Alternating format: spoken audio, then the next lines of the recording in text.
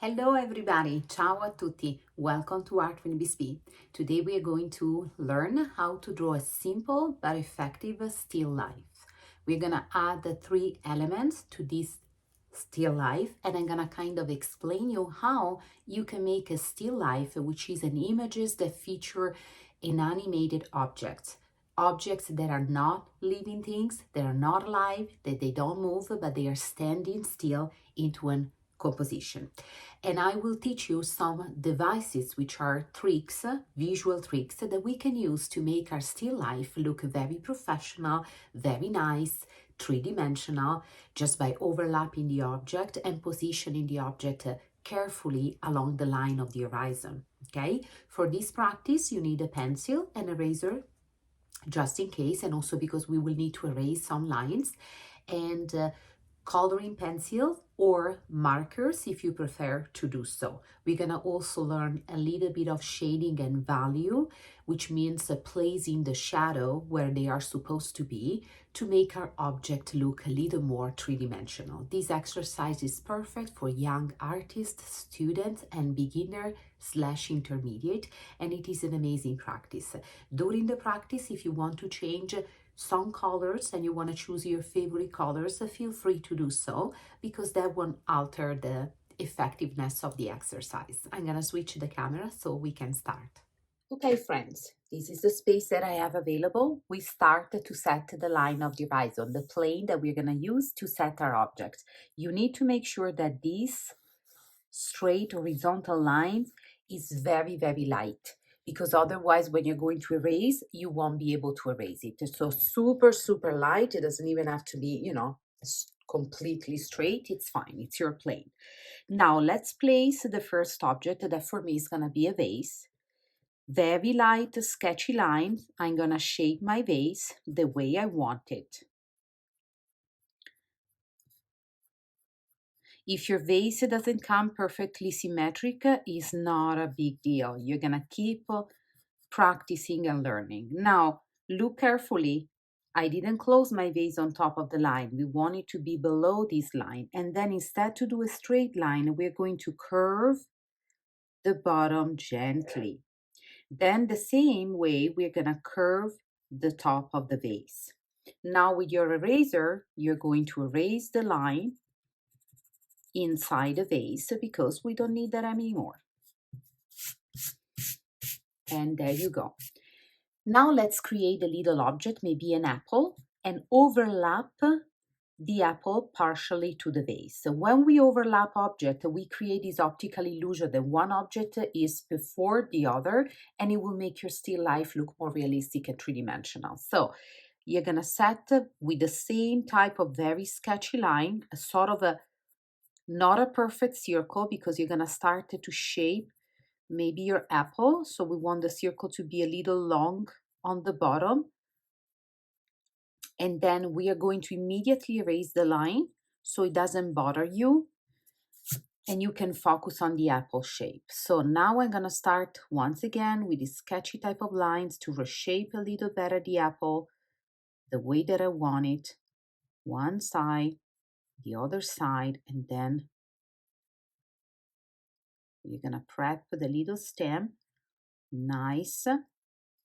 And our apple is all done. Now we are going to overlap one more thing. So first we're going to fill the vase with flower. We don't need to do many, but look what I do.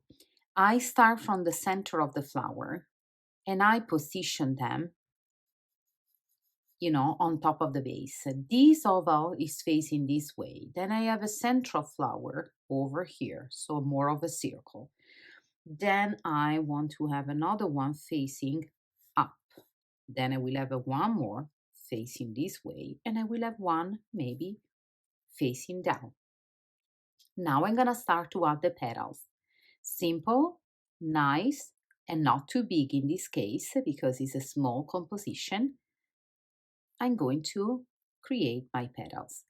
Remember, friends, that petals are petals, so they have to be similar, but they don't have to be all the same. Now look what I do over here, because the orientation of the flower is a little different. The petal on one side will be shorter than the petal on the other side. Over here, because it's facing up, some of the petal will actually come down this way, and then the one in the back, we can barely see them. Same things for this one. We're gonna set this petal nice, and then when it comes to the petal on the other side, we barely see them. And finally here, we have petal coming like that, and then going down shorter. Now it's time to add the stem. So little by little, you're going to connect the stem to the flower and the stem and to the vase, of course. It's beautiful to have overlapping, you see? So the stem will go behind some of the existing flower, and you create this illusion that some flowers are, closer to us than other. Then we're gonna add the nice leaves, right? To fulfill a little bit this bucket and to create a little more interest in the composition. And there we have our flower. Maybe the vase is a little big to the flower. It's okay. If you want to make them bigger, if you want to add the one more flower over here, for example, I would do a taller daisy.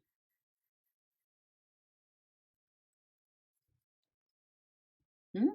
Now, I want to overlap one more object, but in this case, actually, I want to build it behind the vase. So look what I do. I'm going to do a nice bottle. I'm going to start from the neck of the bottle.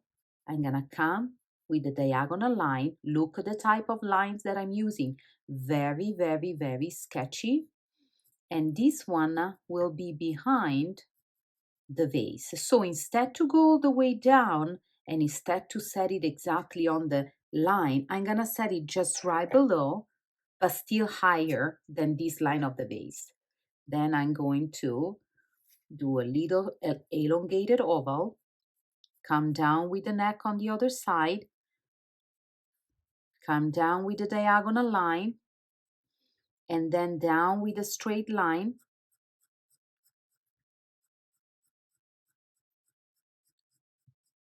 Stop it like here, and once again, don't do a straight line, but round it up. And then we are going to erase the line in the back. So we have our objects, right? We have our table, vase with flower, apple, and bottle. Now we're going to decide the light, the direction. And I think that for me, it's gonna come, let's pretend that the light, there is a beautiful window here, and the light comes from the side. So we know that this part of the vase is gonna be extremely light. So you can do a super light line. And this is gonna be like the lighter spot. Flowers here will be definitely lighter than these two and these leaves. And then you know that here it will be your darkest point. The same, we're gonna do it with the apple, right? We're gonna have a light over here. Here is gonna be medium gray, and this one is gonna be definitely the darker spot of your apple. The same for the bottle. Very light over here, extremely, just lightly darker on this side of the neck, still light over here, and then here we're gonna have a medium gray, and I say that this one is gonna be pretty dark. For what concerns the caster shadow, the shadow that object project on the surface, we're gonna do it super light, setting that here is gonna be extremely dark, here is gonna be extremely dark. This space between the vase and the bottle is gonna be very dark. And we have the projection for the bottle as well. Because your lines are so light, they are gonna disappear into the coloring, but it's a good indication for you. So when you are a beginner, set those lines because they're gonna help you to, create the nice colors that you want. Now I'm gonna use markers to color because, it's a little faster than pencil, but if you want to have, if you have a little extra time and you wanna do pencil, go for it. Also, I'm gonna use my colors. You can copy my palette or you can do you. as I always encourage you to do. The most important thing is the quality, right, of the way that we color. So with marker, we cannot blend or shade as well as we would do with pencil. But what we can do, we can overlap without, overdoing it, but we can overlap to create the same color, a little more like a darker version of the same color. So to add more intensity and saturation to the color that we are using. Or you can add the gray on top of the marker, and according to how much, this gray is light or dark, it will alter and dark up the color that you're using. So I'm gonna first set the same color for all of my daisies.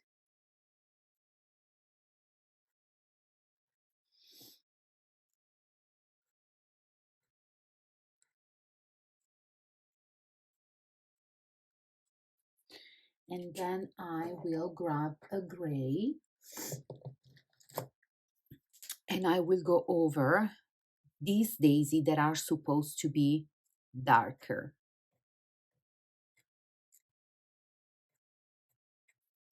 And I will gently go over the petals.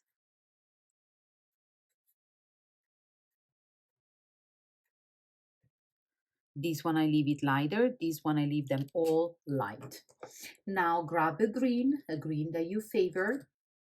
I'm gonna have two available, one lighter and one darker. So I'm gonna start very carefully to go on top of the stems. These one are definitely gonna be pretty dark overall because they are below the flowers, so the light is blocked by the petals anyway and by other flowers and leaves, right? Maybe this one though is gonna be just slightly lighter than the rest, so I'm gonna use a different green. Then I'm gonna color my leaves. I'm gonna use a pretty bright green to start with.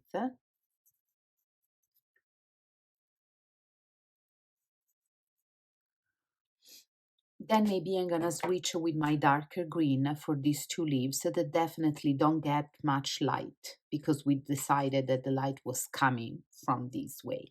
Then I'm gonna grab my gray again, and I will even go over a little bit the bright green leaves. You see, not everywhere because I left this one completely light, but in the area that I imagine that they might be darker because covered from other element of the composition, and I will go over the green that I have here. Actually, sorry, because the vase is an ellipse, I forgot to create a little line behind, right?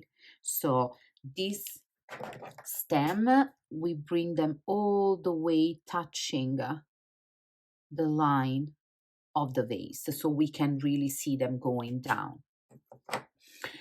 Now we're gonna go to the apple, and I will take a little bit of golden gold color and then green. So I won't touch at all the apple here, leave it white. Then I'm gonna start to set this kind of orangey yellow, I would say ochre yellow gold color. I'm gonna set it here, and then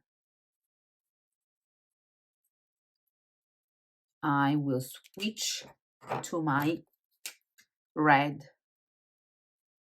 Ooh, nice and bright, probably need also a darker. I'm gonna color like, sorry, the part that is just all red. And then I'm going to look for maybe a red orange that I can go over my gold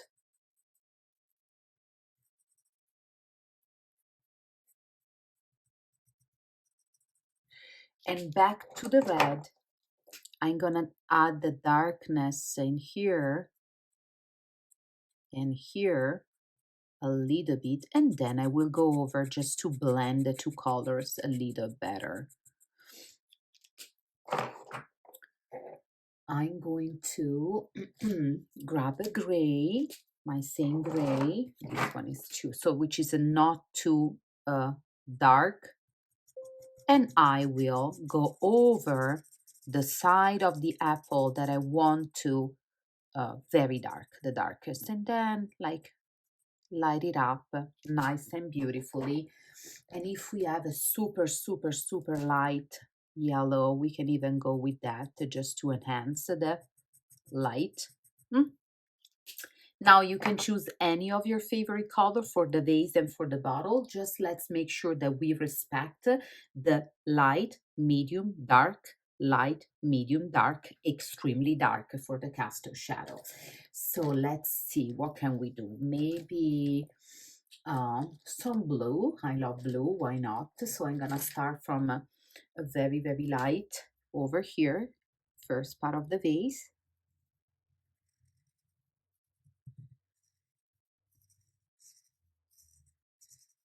Now we color a pencil instead. You will stick with the same color, I would say, and then you will blend it with a darker color, or you can set a value with the drawing pencil, right? So you will have a gray, and I would bring it down actually. I will use the same base because we're gonna build up basically exactly as we did for the apple. So we are going to bring it down, fill the whole vase with the same color, but you can still maybe see the very light pencil lines that we traced before. So we just set the color, but you know where it's gonna be darker and where it's gonna be lighter. Remember that the vase is also behind, right? So you're gonna set the color also for the part behind, between the leaves and the stems of the flowers.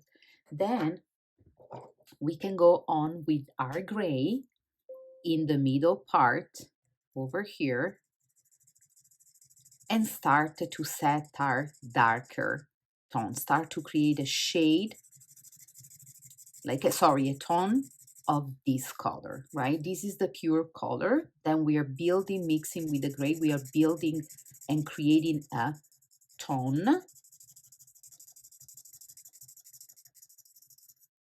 And here we're gonna switch it to maybe a darker, let me see, a darker gray that is still not gonna be super, super, super um, dark, but intense, because this part of the vase barely will see any light. Carefully, don't go over the apple. You recreate that part that you have to, and you see, you mix it in this way on top of the blue, or on top of any color that you use for your vase, because I told you that you can use any color that you would like to. So I'm going to kind of rework a little bit to make it as intense as I want it to be. And look how beautiful is also the contrast with this apple, right? So even with marker, we can play around and overlapping. And I feel that this is a very good exercise because it will allow you, this side I will dark it up again, because, you know, you won't see any light at all. Nice. In the back, I will dark up with the same dark gray, because really you won't see almost any light because of the flowers, right? And the leaves, that they will block the light. And very carefully, here we go. Now, bottle, you can do once again any color that you like. I'm gonna still play with some green turquoise colors, so you can do the same, or you can do completely warm colors, whatever really makes, you know, the makes you like the picture that you're creating. Let me see if I have a very, very light. I think that this one is probably the lightest one. So I'm gonna start actually with this light gray, and I'm gonna color with this light gray the part that I want it to be the lightest. Then I will switch to a very more intense and bright aqua color turquoise, and I will bring it down.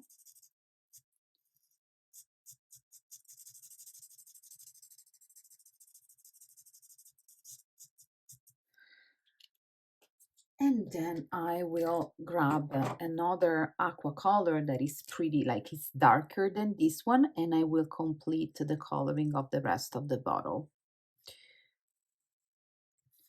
But we're not done because we have to do the gray, okay? So if you have been using like three different type of aqua colors or turquoise like me, or maybe three different type of orange, light, medium, and dark, or green, light, medium, and dark, or light purple, and then you went for a more intense type of violet and stuff like that. We are going to use the light gray that I used before, and I'm gonna smooth and blend all of those out, intensifying the gray a little more, calming down.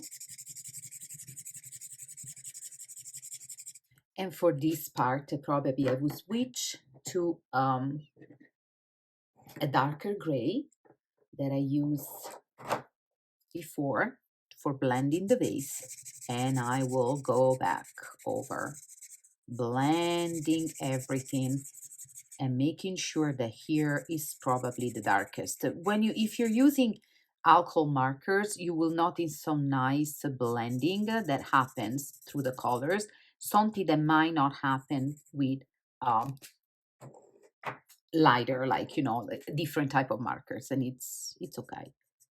Little bit of light over here, some nice reflection. Want to light it up. The same I will do here. Some nice reflection. This beautiful light yellow. Now we go back to the shadow. I'm going to use first the same color that I use for my flower, just to set it very carefully. Don't eat part of your apple, which means don't go over. Make sure that you leave the integrity of the shape. So take your time, move your hands slowly. Here is gonna be all this color because it's really dark, as we say. And then we're gonna have the rest over here. And now, because this is the table, I'm gonna first set this shadow way darker, and then I'm gonna use this same color to complete the coloring a little bit on the table.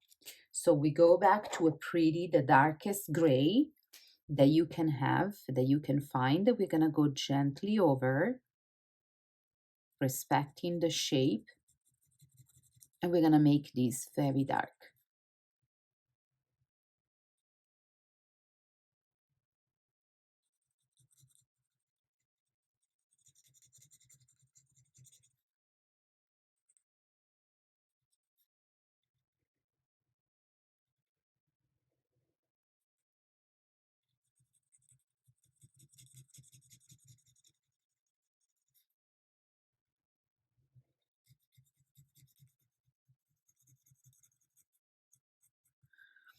And now with the same color that I used to set the shadow, I'm going to create a table. So I'm gonna go gently on top of the line that we traced at the beginning, carefully around my object and around their shadow. And if it's still not dark enough, I will dark up again, going back on top with the gray. Now, the beautiful things, if you have dual tip markers like I do, you can really work with this type of technique and the thick side of the marker, so the thicker tip, because it's wide, it's nice. We don't have to color the whole thing. This is just generic indication. Then, of course, if you have a small piece of paper, you know that you color the background, you take care of all the details, but this practice was meant to help you in build a successful, nice, and simple composition of a still life. And now we know that is an images that include non-living things or objects. objects that are still, they don't move, and they are positioned strategically on our paper. Because I want this to be even darker, I'm going to use, if you don't have a dark gray, you can even use a black. I'm gonna go one more time, extremely careful on my shadow, because I want them to blend with the picture, but I want them to also stand as the darkest part of the whole picture.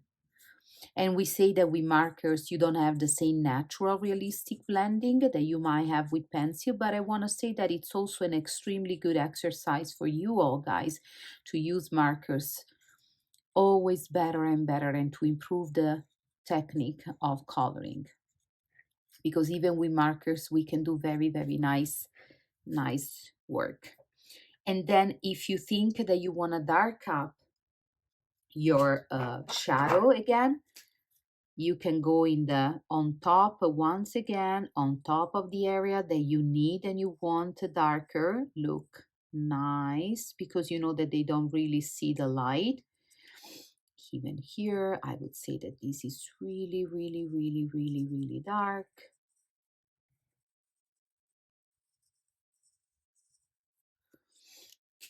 The bottle probably a little.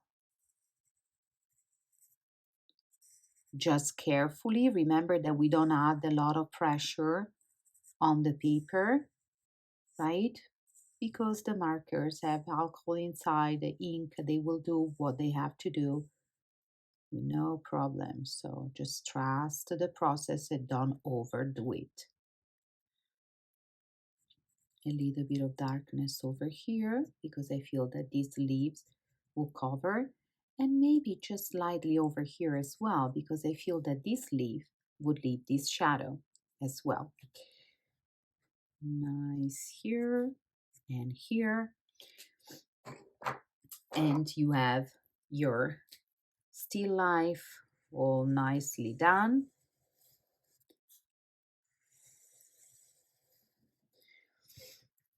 And that's it. Now, if you want, you can color your background. You can create a darker shadow one side and, you know, lighter. For example, if you want to do it with a pencil, you can kind of add gently. You notice that I'm not pushing the pencil like that, but I'm putting very diagonal and barely touching the paper with this very nice and soft, quick type of strokes. This is how we call the movement. You can add it between the flower, right? Something like that. And then you can come up and color here too. You can add a little darker coloring pencil to suggest, let's say that our wall is white, to suggest a little bit of the reflection, right, of our object on that wall. And then a super, super, super light. You can even switch direction as I'm doing a little bit of a diagonal strokes. Little darker over here, darker between the flower. Just, you know, so you don't leave the background completely white, but you also, you know, don't alter the clarity and the background, like the wall, with too much coloring and too many patterns, right? You can do this beautiful super light cross-hatching.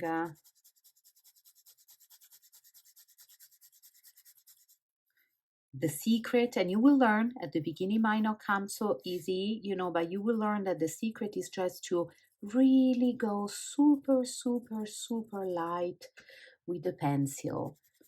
So you don't do it too much, and you can always add some more intensity and darkness, right? If you want, you can use your fingers, you know, to blend a little bit of pencil as you wish. And if you want to reinforce this shadow, projection of shadow, and you can do that. And our still life is all done. And I hope that you really enjoyed this exercise and you were able to learn many, many things. I see you in another practice.